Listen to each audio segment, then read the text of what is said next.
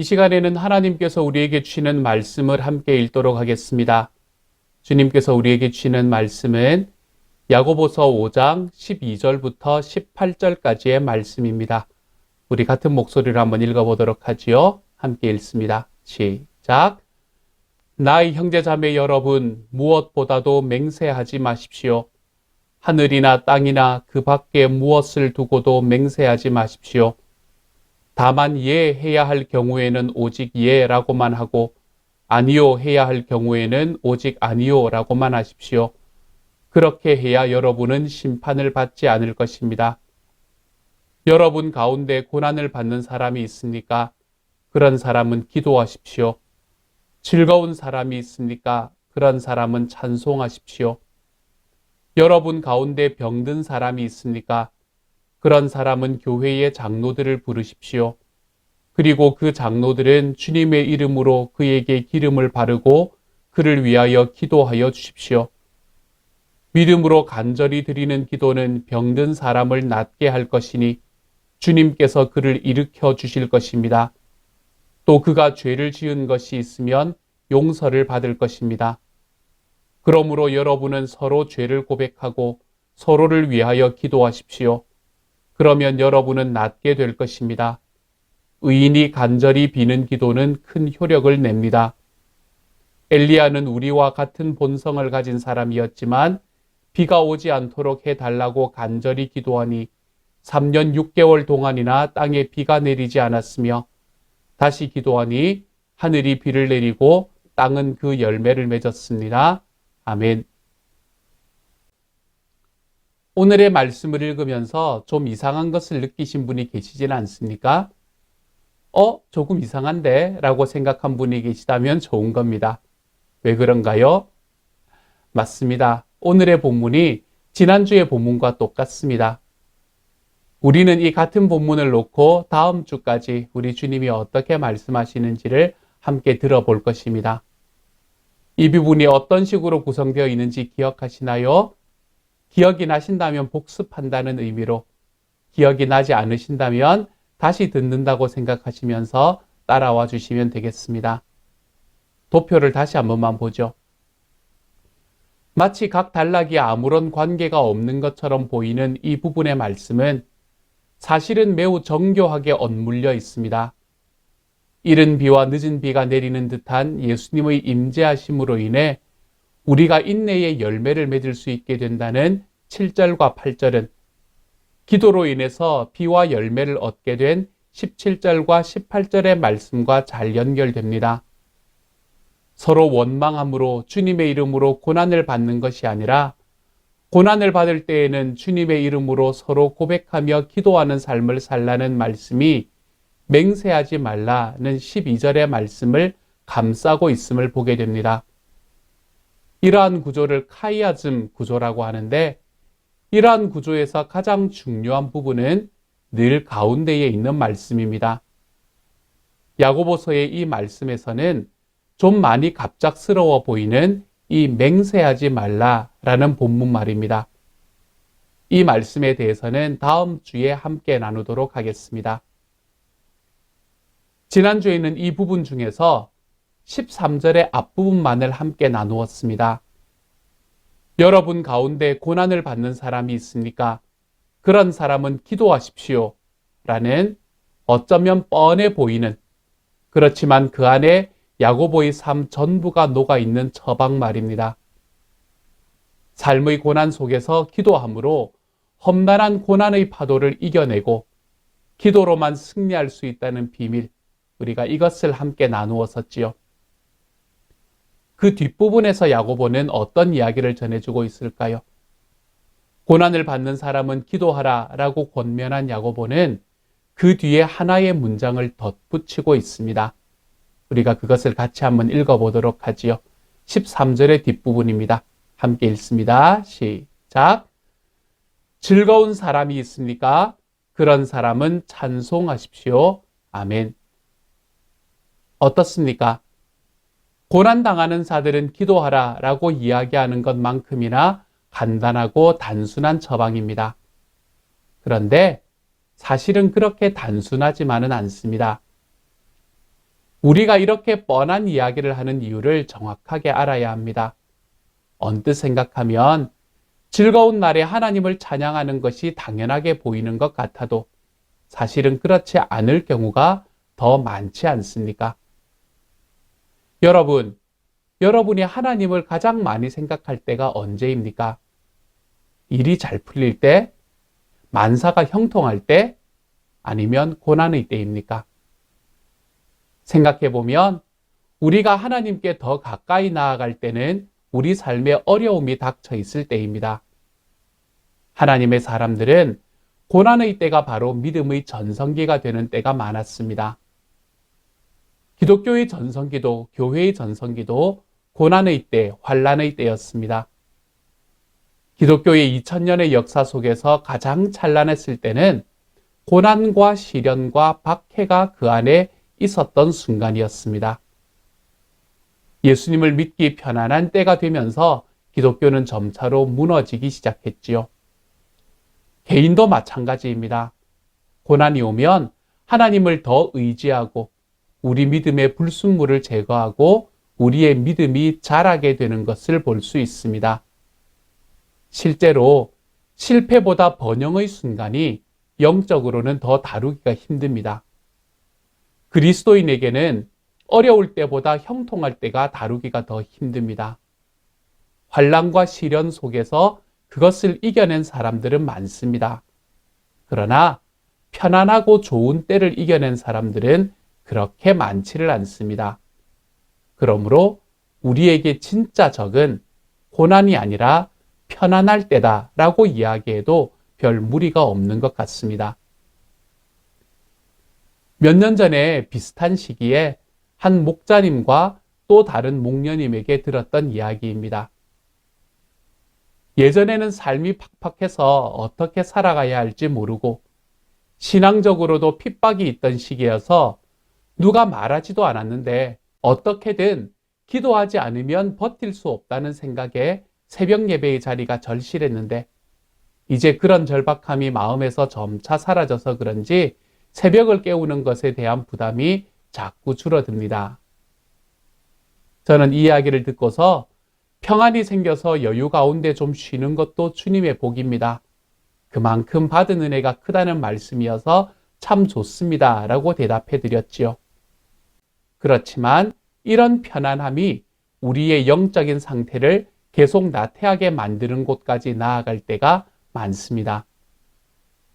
이런 의미에서 우리는 오늘 일제시대나 혹은 먹고 살기 어려운 시대보다 영적으로 더 어두운 때를 살아가고 있다고 말해도 괜찮을 것 같습니다.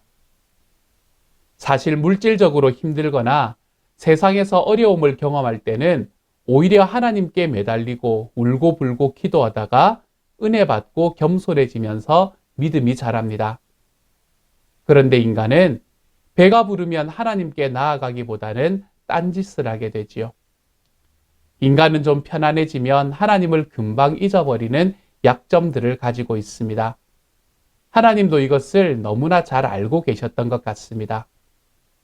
광야의 생활을 끝내고 이제 가나안 땅으로 들어가려는 이스라엘 백성들을 향해서 주신 주님의 말씀입니다. 신명기 6장 10절부터 12절의 말씀을 우리 같이 한번 읽어보도록 하십시다. 함께 읽습니다. 시작. 주 당신들의 하나님이 당신들의 조상 아브라함과 이삭과 야곱에게 맹세하여 당신들에게 주시기로 약속하신 그 땅에 당신들을 이끌어 드리실 겁니다. 거기에는 당신들이 세우지 않은 크고 아름다운 성읍들이 있고 당신들이 채우지 않았지만 온갖 좋은 것으로 가득 찬 집이 있고 당신들이 파지 않았지만 이미 파놓은 우물이 있고 당신들이 심지 않았지만 이미 가꾸어 놓은 포도원과 올리브 밭이 있으니 당신들은 거기에서 마음껏 먹게 될 것입니다. 당신들이 그렇게 될 때에 당신들은 이집트 땅 종살이하던 집에서 당신들을 이끌어내신 주님을 잊지 않도록 주의하십시오. 아멘. 이스라엘 백성이 광야에서 살아가던 것과는 차원이 다른 일들이 가나안 땅에서 펼쳐질 것이라는 것입니다.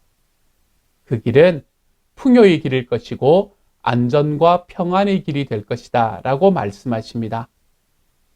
주님의 약속으로 인해서 크고 아름다운 성읍이 주어질 뿐 아니라 그곳에는 파놓은 우물, 이미 가꾸어진 포도원과 올리브 밭이 있어서 마음껏 먹을 수 있게 될 것이라는 이야기를 하신 후에 하나님은 이렇게 말씀하십니다.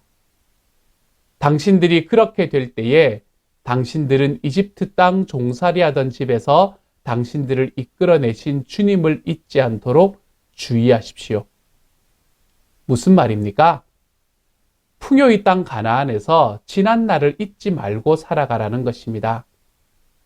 이집트에서 종으로 살아가던 백성들을 이끌어내셔서 젖과 꿀이 흐르는 가나안 땅에 이르게 하신 하나님의 약속과 은혜를 잊지 말라는 것입니다.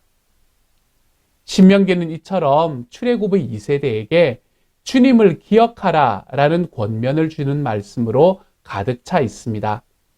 그런데 죄된 본성이 가지는 특징은 잘 잊는 것입니다. 특별히 은혜를요.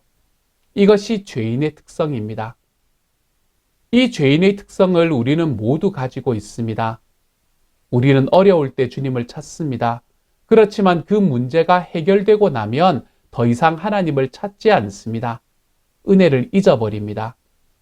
이런 면에서 신앙은 기억력이라고 해도 문제가 없겠습니다. 우리가 받을 은혜는 이미 베풀어 주신 하나님의 은혜를 기억하는 것을 통해서 옵니다. 하나님께서 우리에게 베풀어 주신 은혜가 너무 커서 지난날 베풀어 주신 은혜를 기억하지 못하면 오늘 베풀어 주신 은혜도 우리에게는 아무런 의미가 없습니다. 왜요?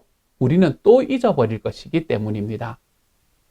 신명기에서 가르치시는 것처럼 너희에게 주어진 것들은 너희의 노력의 결과가 아니라 하나님께로부터 온 것임을 잊지 말라라고 이야기를 했지만 신명기가 지나고 여호수아서를 지나고 사사기를 지나면 우리는 그곳에서 이미 이 모든 기억들을 잊어버리고 죄악된 세상으로 물들어가는 백성들을 보게 됩니다. 은혜의 기억을 모두 망각해버린 것이지요. 그러므로 즐거움의 순간에, 평안의 순간에, 편안함의 순간에 우리가 해야 될 일은 찬양입니다. 찬양하라는 말의 의미는 그냥 찬송가 한두 곡 부르라라는 이야기가 아닙니다. 우리의 삶에 있는 모든 일을 주님이 하셨음을 고백하고 그 속에서 역사하셨던 주님을 잊지 말라라고 권면하는 것입니다. 그러므로 찬양은 은혜를 계속 되살리는 것입니다. 만일 우리 입술에 찬양이 끊어졌다면 우리는 하나님의 은혜에 대한 기억을 좀 복원시켜야 합니다. 주님이 하신 일을 기억하는 것, 그것이 바로 찬양입니다. 그런데 일이 착착 잘 돌아갈 때에는 찬양하기가 어렵습니다. 왜 그런가요? 무언가 일이 잘 돌아가면 내가 하나님이 된 듯한 기분이 들기 때문입니다. 내가 잘나서 이렇게 된 줄로 생각합니다. 우리가 처음에 시작할 때는 누구나 겸손합니다. 그런데 일이 술술 풀리고 형통한 날이 계속되면 그 겸손한 마음이 점차로 변질되기 시작합니다. 우리 안에 우쭐거림이 일어나면서 자기를 찬송하기 시작하지요. 자화자찬을 합니다. 그러면서 자아도취에 빠집니다. 그리고는 자기와 같은 생각을 가지지 않은 사람들이 점차로 불편하게 여겨집니다. 그러면서 그 사람들을 판단하며 정당성을 유지하려고 합니다. 이스라엘의 초대 왕이었던 사울이 대표적인 경우였습니다. 그는 생각보다 빨리 무너졌습니다. 사울에는 처음에 왕이 될 때는 대단히 겸손한 왕이었습니다. 그런데 얼마 못 가서 교만이 찾아왔지요. 어느 순간부터 자기가 잘나서 왕이 된 줄로 알게 됩니다. 모든 백성의 관심이 자기 자신에게로 향하기를 원했습니다. 거기에 자기가 보기에 견제 세력이라고 여기는 다윗이 나타나니 하나님과의 관계도, 자기 자신과의 관계도, 주변과의 관계도 무너지기 시작합니다. 그래서 자기의 가장 충실한 신하로 남아있으려던 다윗을 판단하고 죽이려고 합니다. 이것이 자아도취에 빠졌던 사울의 비극이었습니다. 우리가 우리 삶에서 역사하셨던 하나님을 찬양하지 않고 있다면 우리는 이미 교만에 빠졌다는 증거입니다. 찬양하지 않는다는 것이 중요한 것이 아니라 찬양하지 않고 하나님을 하나님으로 높이지 않는 순간에 우리는 교만의 죄에 빠지게 되는 것이지요. 우리의 삶의 가장 위험한 것은 하나님께 돌릴 영광을 자기 자신에게 돌리려고 하는 것입니다. 사랑하는 여러분, 지금 여러분이 가지고 있는 자랑들은 모두 어디서부터 온 것입니까?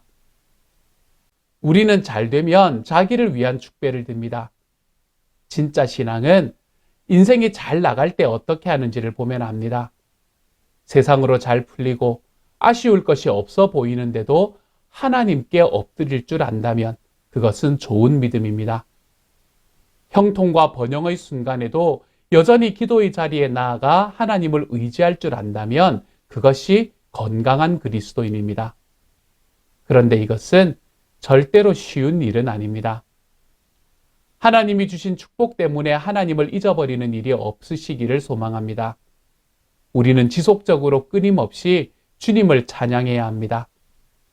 범사에 감사하라 라는 말은 우리가 쉽게 빠져들어가는 망각에 대한 처방입니다. 찬양은 그리스도인의 영적 상태를 알려주는 아주 중요한 지표가 됩니다. 찬양이 식어졌다면 영적으로 적신호가 켜진 것입니다. 하나님이 아닌 자기 자신에게로 시선이 집중되었다는 것을 뜻합니다. 하나님보다 자기 자신이나 자신에게 이루어진 것에 더 마음을 빼앗기면 우리는 하나님을 찬송할 수가 없게 됩니다. 그러므로 건강한 신앙의 특징은 항상 그 입술에 찬송이 살아 있습니다. 저는 저와 여러분의 삶에서 찬양이 입술에서 사라지지 않는 길을 걸어갈 수 있는 우리 주님의 사람들이 되시기를 소망합니다. 내 삶이 편안할 때, 내 삶이 이제는 잘 풀려나간다는 바로 그 자리에서 우리가 하나님 앞에서의 겸손을 다시 한번 회복하기를 소망합니다. 그래서 우리 주님께서 우리 삶에 하셨던 일을 기억하며 우리 주님에 대한 그 기억이 나의 삶을 이끌어가 주님께서 나를 구원하셨고 용서하셨다는 바로 그 사실로 인한 우리 하나님 앞에서의 찬양이 우리의 삶에 항상 가득해질 수 있는 우리 주님의 사람들이 다 되어 가시기를 우리 주님의 이름으로 축복합니다. 그 후에 오늘의 말씀 14절부터는 믿음에 대한 간절한 기도를 우리에게 말하고 있습니다. 특별히 16절에 나오는 의인이 간절히 비는 기도는 큰 효력을 냅니다. 라는 이 말씀은 이 부분의 전체 문맥 속에서 마치 죄인의 기도보다는 의로운 자의 기도를 주님이 더 잘 들어주신다 라는 말씀처럼 읽힙니다. 그래서 이것은 우리에게 공로주의적인 생각에 빠뜨리게 되는 것 같습니다. 공로주의란 무슨 말입니까? 내가 더 의롭게 살 때 내 기도는 그렇지 않은 사람보다 더 많이 응답될 것이다 라는 생각 말입니다. 그리고 17절부터 나오는 엘리야의 이야기는 그가 의인이었기 때문에 더 잘 응답되었다라는 인상을 우리에게 남겨줄 수도 있습니다. 그런데 정말 그렇습니까?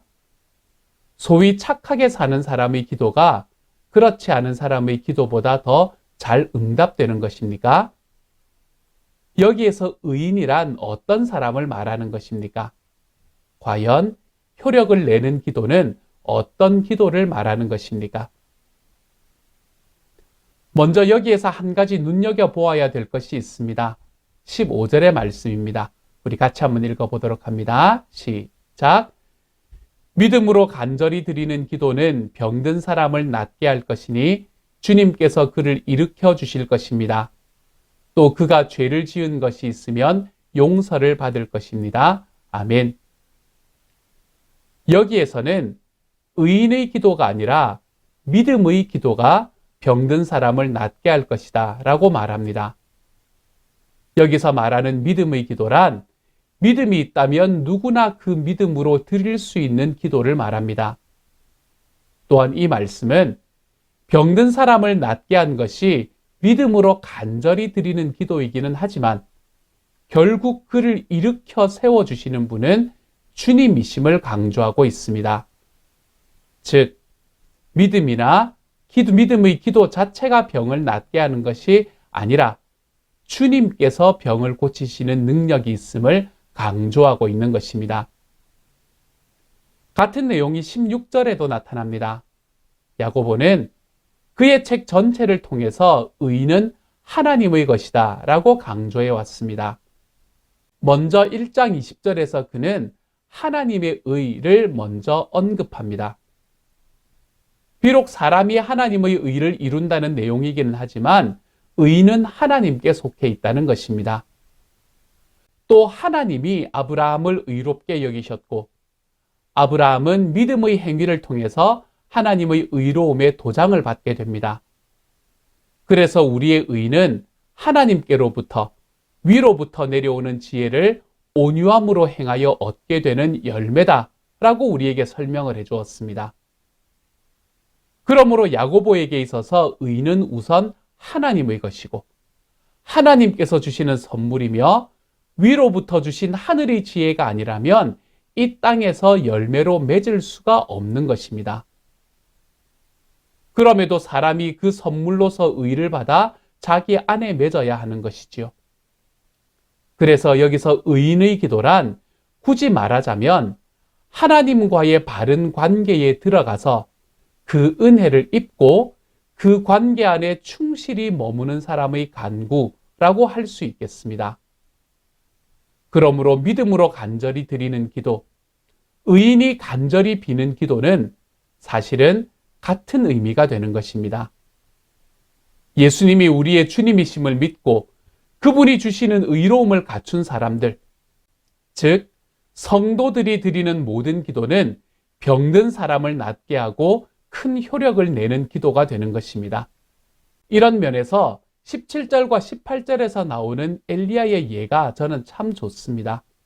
먼저 같이 한번 읽어보십시다. 시작.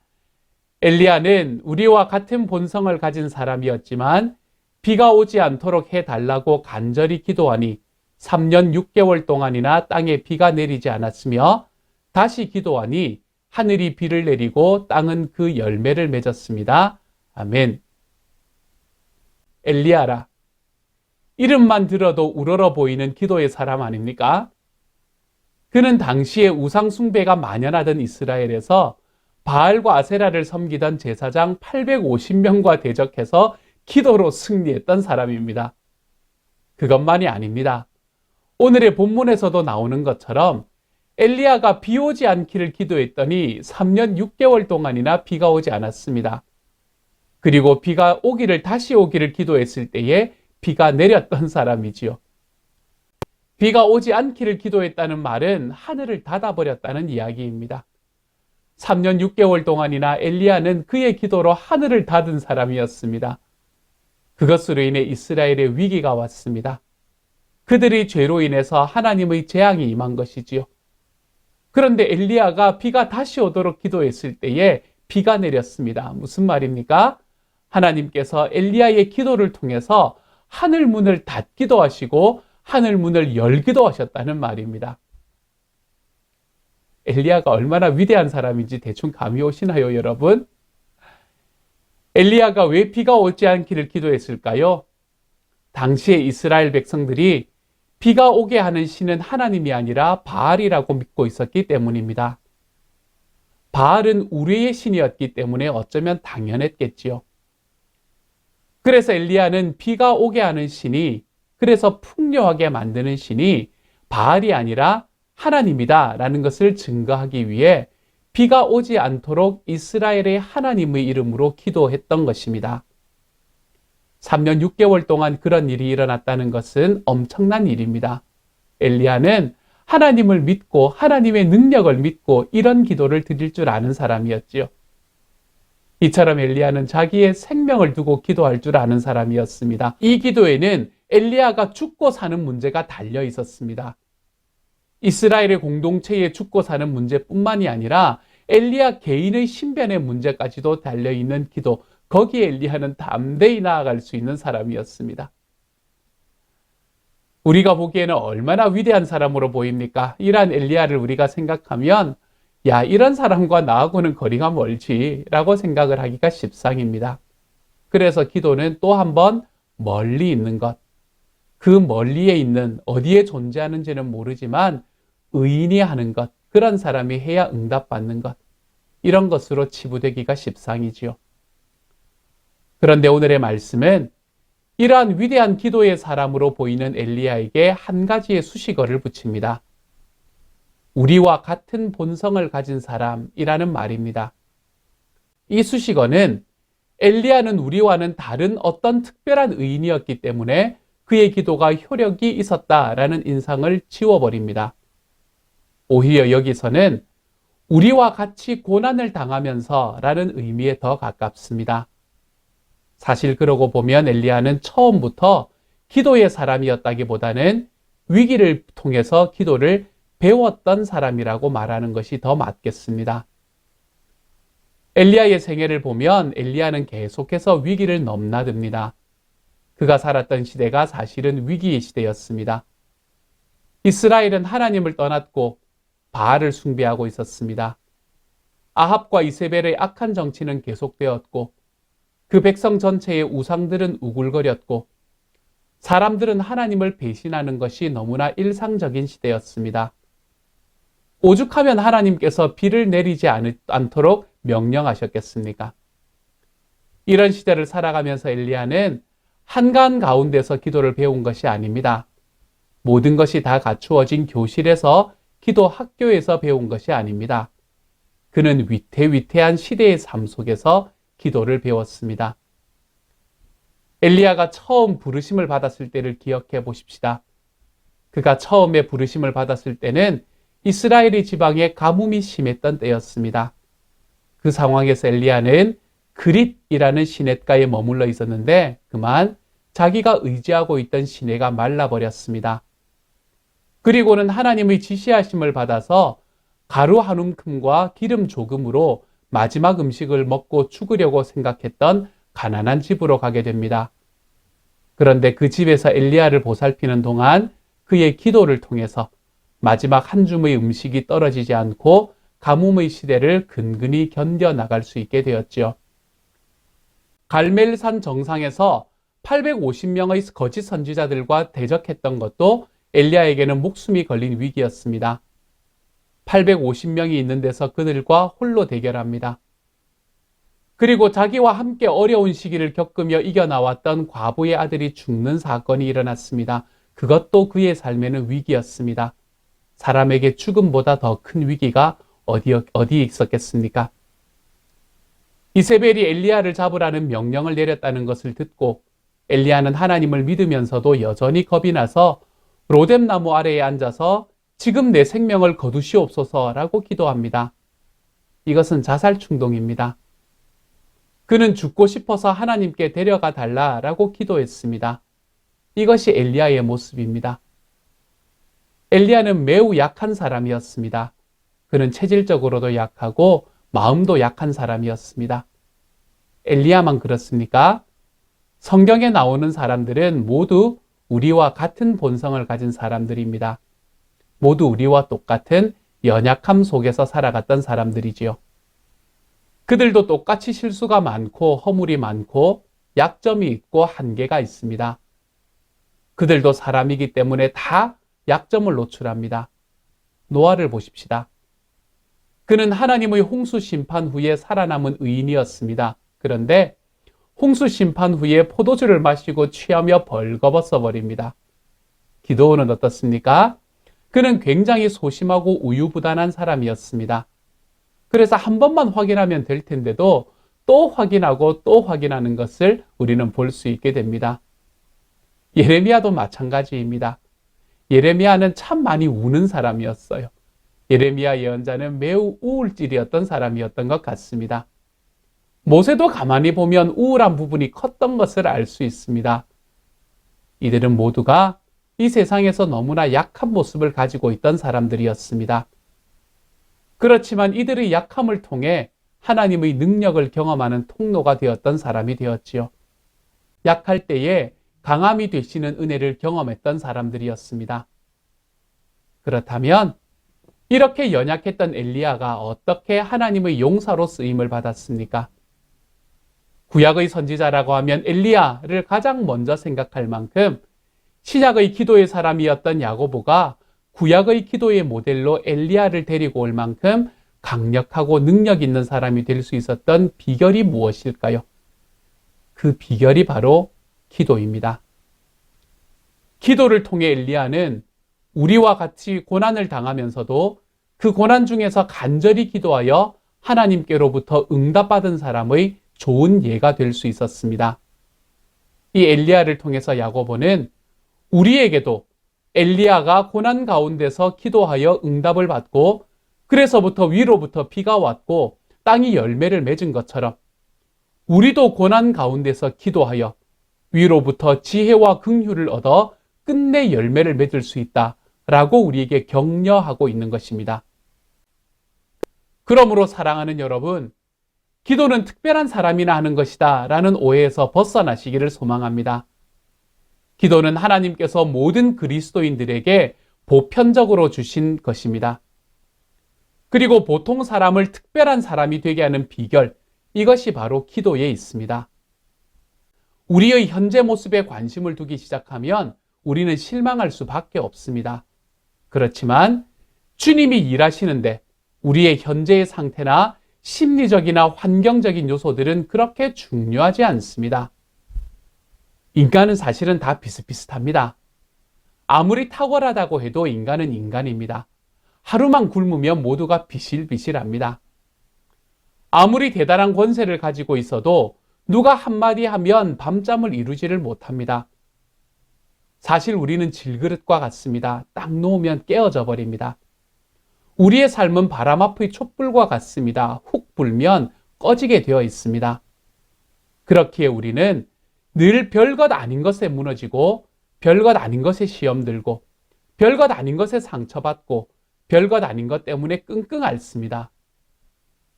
이러한 우리가 하나님 앞에 강한 능력을 가질 수 있는 비결은 딱 하나입니다. 하나님께 붙어 있는 것입니다. 하나님께 붙어 있으면 우리는 강해집니다. 하나님께 붙어 있는 것, 이것이 바로 기도입니다. 여러분, 종이는 어떻습니까? 종이는 그냥 이렇게 있으면 쉽게 찢어져 버릴 정도로 얇습니다. 그런데 이 종이를 콘크리트 벽에 붙여버리면 어떻습니까? 콘크리트에 붙여놓으면 주먹으로 쳐도 끄덕없습니다. 강력한 본드로 콘크리트 벽에 붙여놓으면 그 종이는 더 이상 종이가 아닙니다. 콘크리트와 하나가 되어버립니다. 우리가 기도를 통해서 하나님께 딱 붙어 있을 때 우리는 더 이상 무너지지 않을 수 있는 놀라운 삶의 현실을 경험할 수 있게 됩니다. 기도는 이처럼 연약하고 평범한 우리의 삶이 하나님 앞에 비범한 삶으로 전환되는 은혜의 통로입니다. 저와 여러분에게 이러한 은혜가 있기를 소망합니다. 불가능해 보이십니까? 아니요, 충분히 가능합니다. 엘리야는 우리와 같은 본성을 가진 사람이었지만 우리처럼 약하고 우리처럼 문제가 많던 인생이었지만 기도는 그의 삶의 근본을 변화시켰습니다. 이처럼 인생의 고난에 시달리고 밀리던 우리의 인생에 엘리야와 동일한 기도를 통해서 주님이 그 시대를 맡기실 수 있는 사람으로 변화되는 대반전이 저와 여러분의 삶에 일어나기를 우리 주님의 이름으로 축복합니다. 우리의 삶의 기도는 우리의 삶의 약함을 변화시켜 내가 예전에는 하나님 앞에 바르게 서 있지 못했던 그런 사람이었지만 내가 기도로 주님께 딱 붙어 있을 때 우리는 더 이상 이 세상의 작은 물결에 넘어지는 사람에서 벗어나 우리 하나님께서 나에게 주시는 은혜의 사람으로 들어갈 수 있게 될 것입니다. 그러므로 사랑하는 여러분, 기도하시며 살아가십시다. 그러므로 사랑하는 여러분, 우리의 삶의 기도로 우리 하나님의 용사가 되어가는 우리 하나님의 사람들이 되어가십시다.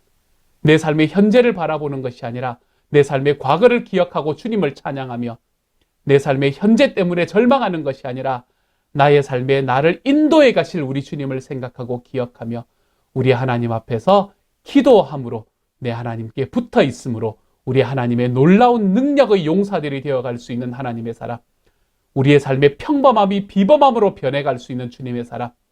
저는 이번 한 주가 우리 하나님 앞에 이러한 삶으로 변해가는 한 주가 되어 가시기를 우리 주님의 이름으로 축복합니다. 이 시간 함께 한번 기도하겠습니다. 사랑하는 주님, 감사합니다. 우리의 삶이 하나님 앞에 편안함 속으로 들어갈 때에 주님께서는 우리에게 찬양하라 라고 이야기하셨습니다.